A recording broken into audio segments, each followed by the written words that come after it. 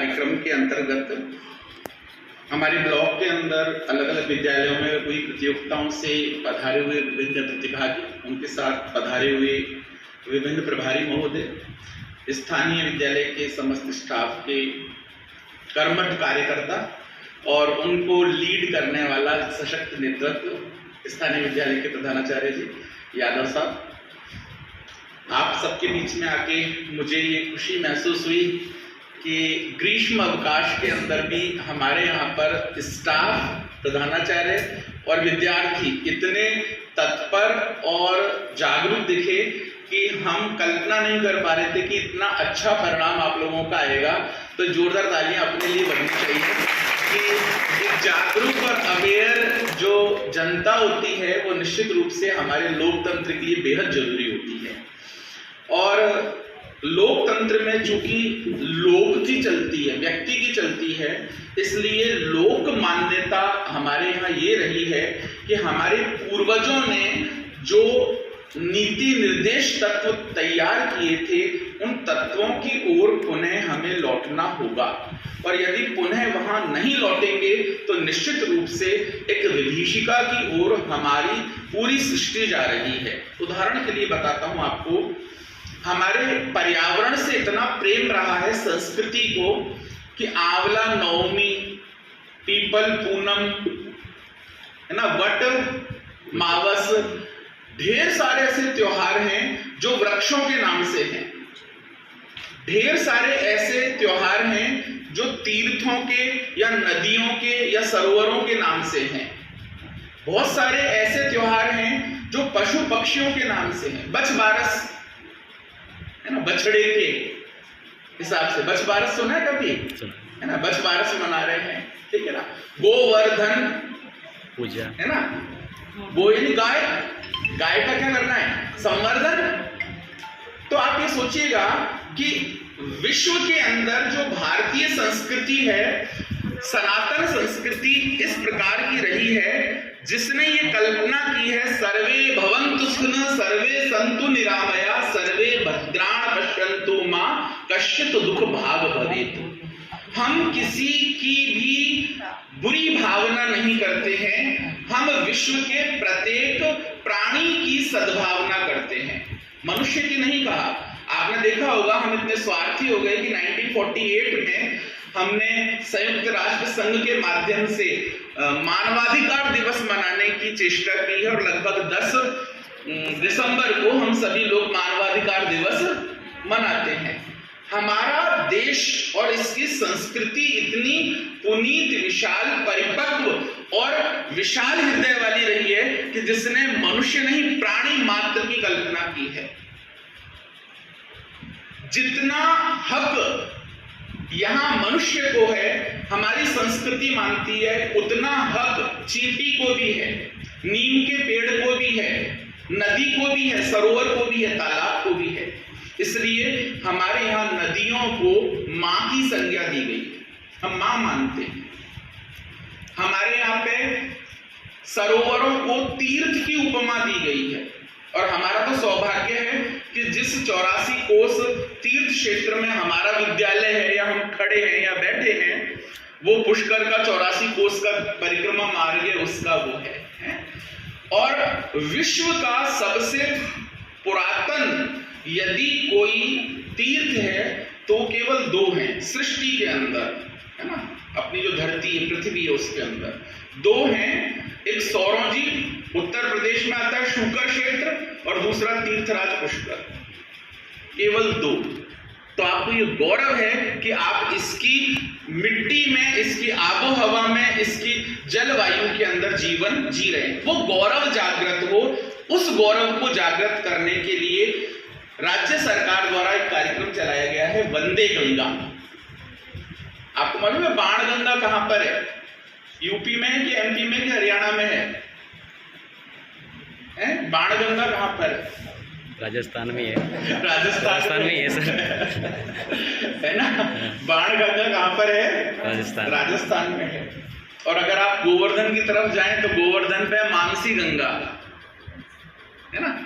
और ऐसे अगर सर्च करने बैठेंगे तो देश के अंदर न जाने कितने राज्यों में और कितने जिलों में अलग अलग प्रकार की गंगा की आपको वहां पर कल्पना मिल जाएगी कि इतनी सारी गंगा हमारे यहाँ पर है। ठीक है, तो गंगा क्या है? गंगा एक तत्व है जो मनुष्य को आत्मिक तौर पर, मानसिक तौर पर और शारीरिक तौर पर पवित्र करता है। आप नहाओगे ना बाथरूम में या किसी जल से, तो वो पानी आपको केवल क्या करेगा? शारीरिक रूप से स्वच्छ करता है। समझे बात को? लेकिन सृष्टि में केवल जो गंगा है वो ऊपर की जो आकाश गंगाएं हैं उनसे उतरा हुआ वह तत्व है जिसकी वैज्ञानिक आज तक रिसर्च कर रहे हैं कि यार ऐसी क्या खासियत है इसके जल में जो इसको हजारों साल रख दो तो उसमें कीड़े ही नहीं पड़ते, सड़ता ही नहीं है, काई नहीं पड़ती, बदबू ही नहीं आता। तो इसका मतलब है अलौकिक जल है ना? और निश्चित रूप से इस धरती पर तो कहीं से आया हुआ ही है। और हम जब कथाएं सुनते हैं तो कथाओं में आता है कि राजा भगीरथ थे और उन्होंने उनकी परंपराओं के अंदर जितने भी राजा हुए, युवराज हुए, उनकी जो अस्थियां थी युद्ध के अंदर जब मारे गए तो वो अलग अलग जगह अस्थिवस्त पड़ी थी युद्ध क्षेत्र में, और उनकी मुक्ति कैसे हो उनकी कामना करते हुए, और मृत्यु लोक में कलयुग के अंदर आम व्यक्ति की मुक्ति कैसे हो इसकी कल्पना करते हुए उस सौर मंडल में आकाश गंगा में जो तत्व था गंगा का उसको धरती पर उतारा। उस टाइम का एक्सपेरिमेंट करके हम लोग कथाओं में ये सुन लेते हैं कि उन्होंने तपस्या करी, फिर तपस्या करने के बाद शंकर भगवान से स्तुति करी कि अपनी जटाओं में उस वेग को सहन करें। फिर शंकर भगवान की जटाओं में वो गंगा जी आ गई और फिर वहां से हिमालय से वो निकलती हुई जाती हैं और फिर पद्मा नदी के नाम से फेमस होती हुई सुंदरबन के डेल्टा और बांग्लादेश की तरफ चली जाती हैं, इतनी लंबी यात्रा करते हुए। अब दुर्भाग्य ये रहा हम लोगों का कि इतनी पुनीत, पावन, अलौकिक, अमृत के समान जल लेकर जो नदी मां की संज्ञा रखती थी वो हमारी धरती पर आई और हमने अपने सीवरेज वहां खोल दिए, अपनी फैक्ट्रियों के गंदे नाले वहां खोल दिए, अपनी नालियां वहां खोल दी, साबुन के झाग वहां डाल दिए, सर्फ डाल दिए, केमिकल डाल दिए और हमने उसको प्रदूषित कर दिया। अब बताओ नुकसान गंगा को हुआ या हमें हुआ है? समझ रहे हैं बात? तो गंगा एक उदाहरण है। गंगा का अभिप्राय है जितने भी जल स्रोत हैं जो हमें जीवन देते हैं। देखो वायु और जल दो तत्व ऐसे हैं कि ये नहीं होंगे तो जीवन खत्म हो जाएगा, ठीक है? और वायु तत्व से जल तत्व बना हुआ है। वायु तत्व के अंदर दो हैं, उसके अंदर एलिमेंट ऑक्सीजन और हाइड्रोजन है ना। दो एलिमेंट्स तो किसके हैं? हाइड्रोजन के, और एक एलिमेंट किसका है? ऑक्सीजन का। तो एटम बनता है H2O, जल बाद में बनता है। तो आप सोचिएगा वायु को प्रदूषण रहित रखना और जल को प्रदूषण रहित रखना आपके जीवन को बचा सकता है। और ये कोरोना ने तो बता दिया आपको, कोरोना ने बता दिया। जहां जहां बहुत सघन नीम के वृक्ष थे, पीपल के वृक्ष थे और बड़ के वृक्ष थे, वहां के आसपास के लोगों में 500 मीटर तक लोगों को कोरोना ही नहीं हुआ, फेफड़ों की बीमारी नहीं हुई, कोई प्रॉब्लम ही नहीं आई। ये प्रॉब्लम ज्यादातर वहां आई जहां पर वनों का अभाव था, वृक्षों का अभाव था, ऑक्सीजन की कमी थी और ऑक्सीजन के सिलेंडर के लिए लोग मारे मारे फिर रहे थे उस टाइम। तो प्रकृति ने हमें चेतावनी दी है कि भाई आपके वृक्ष हैं, आपकी वायु है, आपका जल है, आपके जल स्रोत हैं, इन सभी की सुरक्षा करने के लिए अवेयर हो जाओ तो आप बच पाओगे, और आप उन्हें नहीं बचाओगे तो आप भी नहीं बच पाओगे। अमूमन आजकल हम देखते हैं बहुत सारी जगह कि जो तालाब में पानी आने का रास्ता होता है वहीं अतिक्रमण कर देते हैं लोग, बाउंड्री बना देते हैं, प्लॉटिंग कर देते हैं, तो उस पानी के आने का रास्ता आपने बंद कर दिया तालाब में। तो अब पानी का जो तालाब में बंद हुआ रास्ता, तो उस तालाब का अपना एक इकोसिस्टम था, वो इकोसिस्टम खत्म हो गया। वहां पर मछलियां भी थी, जलीय जीव भी थे, पक्षी भी आते थे, जानवर भी आते थे, तो वो पूरा एक इकोसिस्टम बनता था, वृक्ष भी लगते थे, तो वो सारा का सारा हमारे जीवन का आधार था। तो आपने जब एक तालाब नष्ट किया, एक नदी नष्ट की, एक पहाड़ नष्ट किया, तो उनको नष्ट नहीं किया है, आपने अपने आप को और अपने फ्यूचर को नष्ट कर दिया है।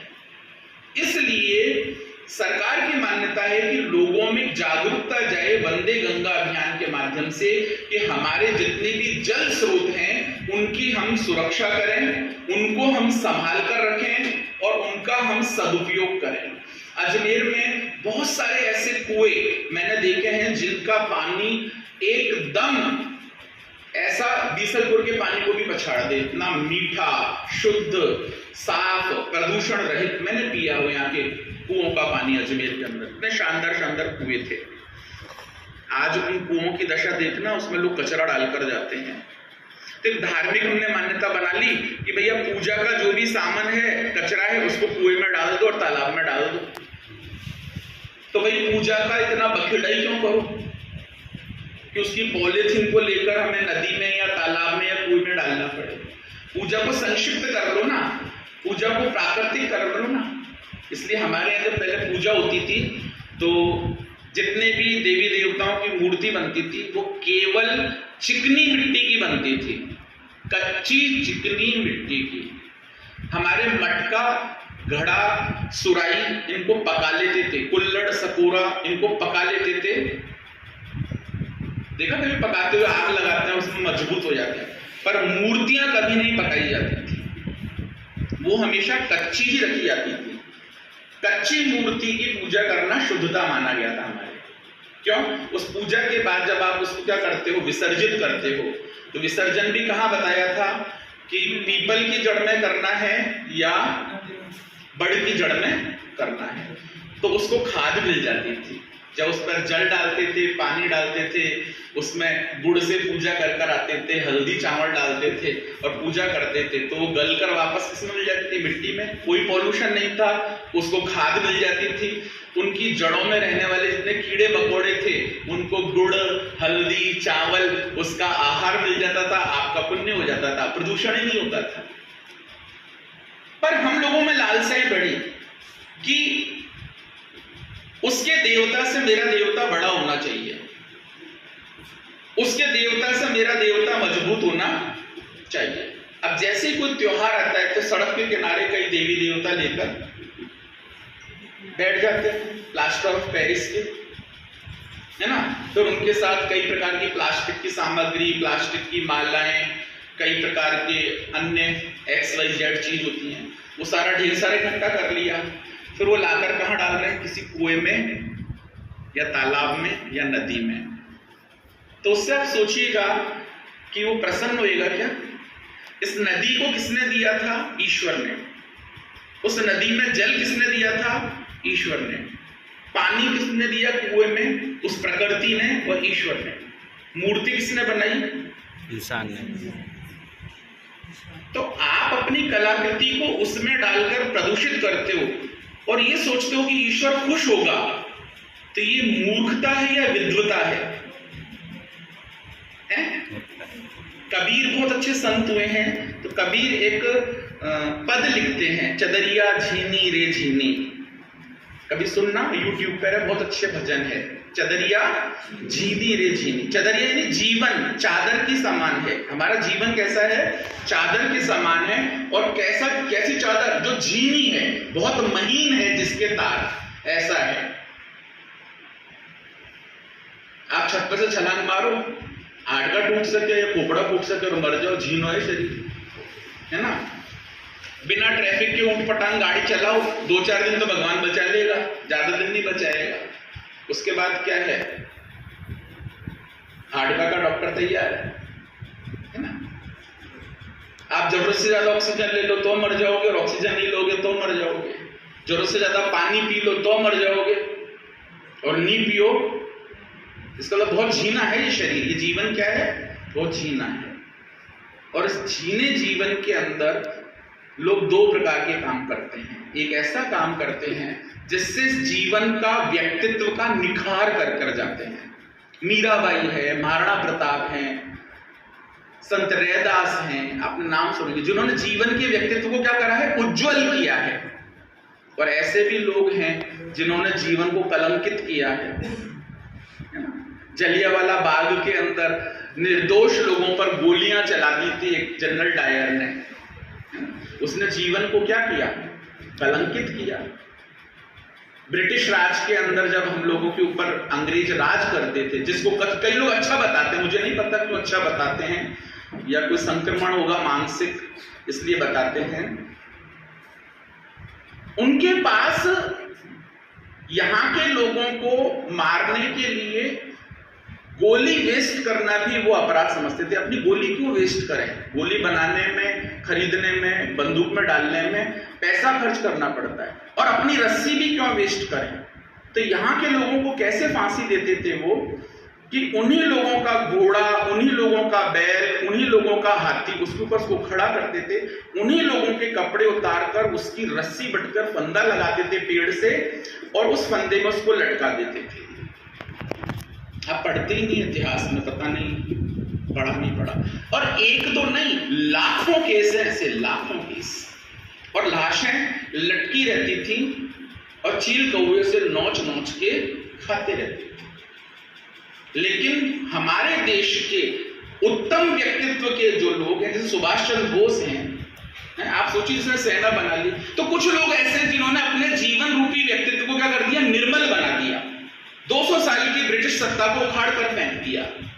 इतने उत्तम व्यक्तित्व के लोग थे। और ऐसे दुष्ट लोग भी रहे जिन्होंने इस देश के अंदर 1000 साल तक केवल यहां पर शोषण करने और लूटने का काम किया, आज भी कर रहे हैं। लेकिन इन दोनों से परे जाकर जो जीवन होता है, वो एक व्यक्ति है जो कहता है मैंने जिया, वो है कबीर। तो कहते हैं मैंने अपनी जीवन रूपी चदरिया को ना तो उज्जवल किया ना गंदा किया, दोनों से बेस्ट क्या तरीका रखा, जैसा ईश्वर ने मुझे दिया था वैसा ही जीवन मैंने ईश्वर को लौटा दिया। उज्जवल नहीं कर पाया, कोई बात नहीं, तो मैंने इसको गंदा भी नहीं किया। तो आपने एक कुआं नहीं खुदवाया, तालाब नहीं खुदवाया, एक नदी का रास्ता नहीं बनवाया, नहर नहीं बनवाई, कोई बात नहीं, पर जो प्रकृति के अंदर हमें नदी, तालाब, कुएं, पानी के स्रोत जो मिले हुए थे, उनको वैसा ही रहने देते ना, वो गंदा क्यों किया। आप उनको अच्छा नहीं कर सकते थे, मत करते, पर गंदा क्यों किया। बात समझ में आ गई। मैंने कबीर का उदाहरण क्यों दिया। या तो अच्छा कीजिए, और अच्छा करने का सामर्थ्य, संसाधन और क्षमताएं नहीं है तो उनको गंदा भी मत कीजिए।